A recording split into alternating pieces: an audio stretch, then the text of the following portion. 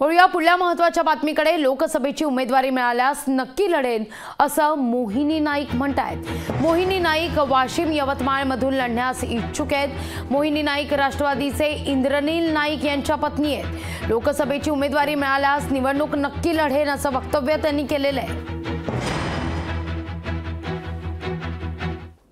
अजितदादा आणि महायुतीमधून ठरणार ते निर्णयाला मी मान देणार आणि ते निर्णयावर मी कार्य करणार। जर जबाबदारी दिलीस तर मी नक्की पार पाडणार, नक्की ते जबाबदारीला चांगला न्याय देणार आणि समाजासाठी विकासासाठी काम करणार। बंजारा समाजाचे लोक आहे त्या निमित्ताने ते लोकांचा प्रेम आहे आमच्या प्रती आणि आमदार साहेबांची आणि त्यांचे पिताजी मनोहरराव नाईक साहेबांच्या आणि वसंतराव नाईक साहेबांच्या परिवाराच्या निमित्ताने लोकांचा प्रेम होता, त्यामुळे ते आमचे बॅनर होते आणि जर तिथे पण आहे आणि लोकांची अपेक्षा आहे की आम्ही त्यांच्यासाठी कार्य करू, विकासासाठी आम्ही तिथे थांबू आणि त्यांना साथ देऊ, तो आम्ही नक्की करणार।